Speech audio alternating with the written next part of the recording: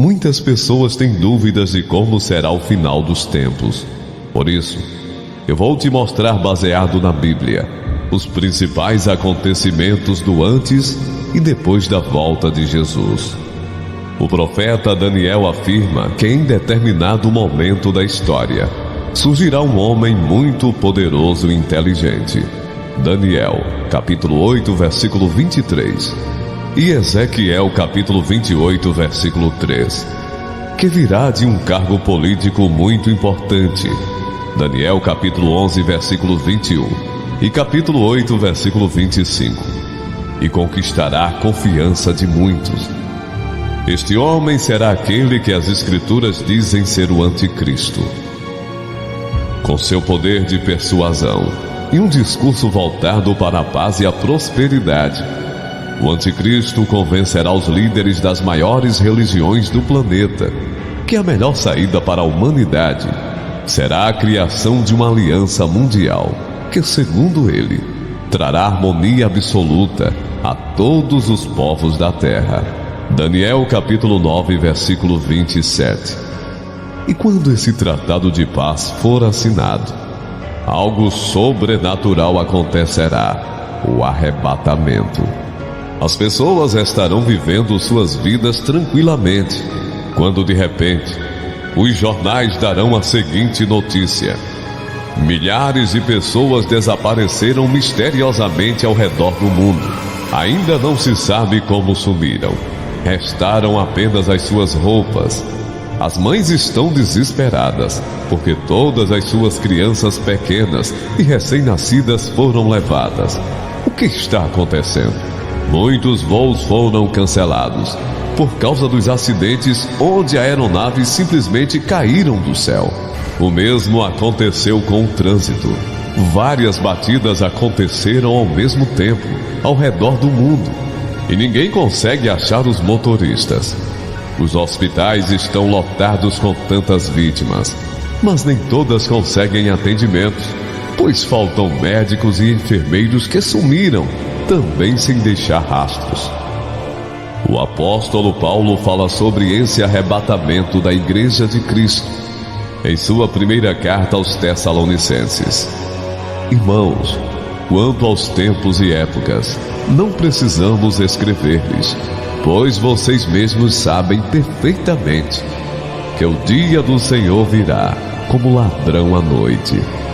Quando disserem paz e segurança, então de repente a destruição virá sobre eles, como dores à mulher grávida, e de modo nenhum escaparão.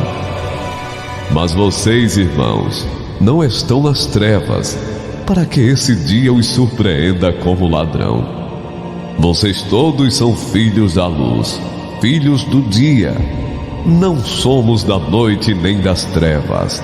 1 Tessalonicenses capítulo 5, versículos 1 a 5. Você já parou para pensar no caos que o arrebatamento irá causar em todo o mundo? Milhões de pessoas sumindo do nada. Câmeras de segurança registrando o desaparecimento repentino das pessoas. Esse será o início do fim. Enquanto isso, o Anticristo continuará a ganhar espaço e em pouco tempo se transformará no grande líder do planeta. O início de seu governo será de muita paz, pois ele convencerá os líderes de todos os países de que com ele à frente da política, da fé e da economia, tudo caminhará bem e que todos serão felizes. O Anticristo será um homem muito complexo, diferente de todos os outros homens que já pisaram na terra. Ele será soberbo, mas ao mesmo tempo gentil. Terá uma postura ameaçadora, mas também transmitirá tranquilidade ao mundo. Sua sabedoria e carisma conquistarão a todos e farão dele a pessoa mais admirável e querida entre todos os habitantes do planeta. Apocalipse capítulo 13, versículo 4. Tudo isso vai torná-lo o homem mais notável e importante de todos os tempos. Os palestinos reconhecerão Israel como nação. e concederão uma parte de seu território para que um terceiro templo do Senhor seja construído. Em contrapartida, os judeus vão ceder parte da cidade de Jerusalém para que lá seja criada a capital da Palestina. Essa aliança do anticristo, porém, só trará uma paz temporária e superficial a Israel e ao seu povo. No início ela será reconfortante, mas depois de 3 anos e meio, ela será quebrada, e os gritos de alegria serão substituídos pelos de aflição. Como todas as obras de Satanás, a felicidade se transformará em dor e violência. Será o início do período da grande tribulação. Além disso, uma série de catástrofes naturais vai começar a assolar a Terra. Florestas incendiadas, vulcões em erupção, maremotos, terremotos, tsunamis. Tudo isso trará medo e angústia àqueles que ficaram para trás. O profeta Joel escreveu: aquele dia, sim, o dia do Senhor está próximo. Como destruição poderosa da parte do Todo-Poderoso, ele virá. Joel capítulo 1, versículo 15. O mundo entrará em colapso e a grande maioria dos países enfrentará uma crise jamais vista na história.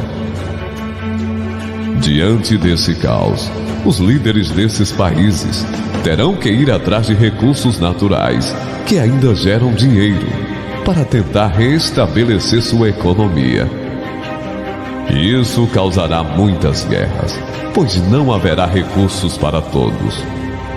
É claro que ninguém estará em boa situação nesse momento, mas algumas grandes potências mundiais se sairão melhor nessa batalha. Imagine só a opressão em cima dos países menores, que possuem recursos valiosos como água, minérios e petróleo. Provavelmente serão massacrados pelos grandes. Nesse momento, as alianças políticas não serão mais as mesmas. Todo mundo será mais egoísta, pois terá suas próprias prioridades. Após destruir os pequenos, os grandes países lutarão entre si, em busca de sua sobrevivência e manutenção de sua soberania. Bombas nucleares, armas biológicas e químicas, tudo isso ajudará a acabar com um pouco de comida e de água que sobraram no mundo. Resultado: ou as pessoas morrem pela guerra, pela sede ou pela fome. Isaías capítulo 24, versículo 20 e 21. O último cavaleiro do Apocalipse, a morte, reduzirá a população mundial de forma drástica, e os sobreviventes vão se tornar refugiados, migrando de um lado para outro, tentando escapar do foco dos conflitos entre as poderosas nações. O anticristo ficará ainda mais poderoso, e aparentemente ninguém será forte o suficiente para lutar contra ele. Sua prepotência será tão grande que ele desafiará o próprio Jesus, que voltará à terra cheio da glória de Deus, e o derrotará naquele que será chamado de Batalha do Armagedon.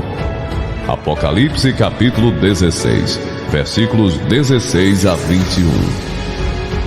Em seguida, Cristo aprisionará Satanás por 1000 anos. Esse será o tempo de paz e descanso para as pessoas que restaram no planeta.